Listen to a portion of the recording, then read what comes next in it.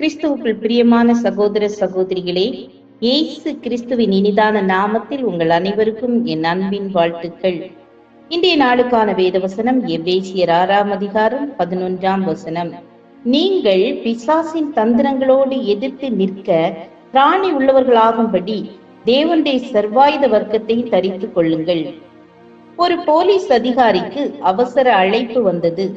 அப்போதுதான் வீட்டிற்குள் நுழைந்தார்.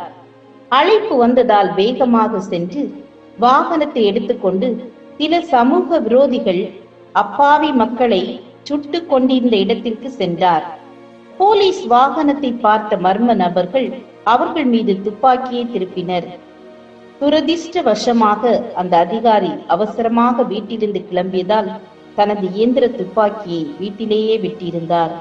துப்பாக்கி சூட்டுக்கு ஆளான அவர் முழு போலீஸ் சீருடையில் மரித்து போனார். ஒருவன் மீண்டும் பிறக்கும் போதுதான் ரட்சிப்பின் தலை கவசத்தை பெற முடியும். இந்த தலைச்சீரா கண்ணியம், நம்பிக்கை மற்றும் தைரியத்தை வழங்குகிறது. இதயம் உட்பட்ட சரீரத்தின் முக்கிய உள்பாகங்களை உள்ளடக்கிய மார்பை பாதுகாக்க இராணுவ வீரர்கள் குண்டு துளைக்காத மார்க்கவசங்களை அணிவதுண்டு.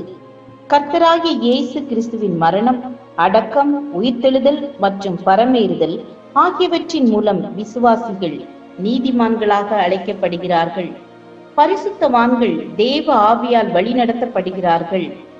விசுவாச கேடகம் சாத்தானின் அக்கினி ஈட்டிகளை நிறுத்துவது மட்டுமல்லாமல் அவற்றை அணைக்கவும் செய்வதாக பவுல் எழுதுகிறார்.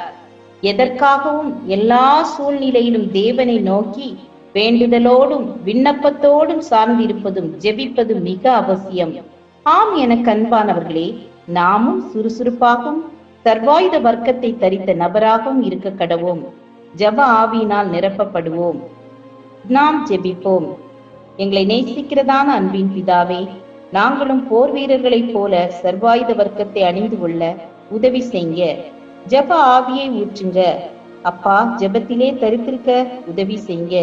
இயேசுவின் நாமத்தில் பிதாவே, ஆமேன், ஆமேன். God bless you.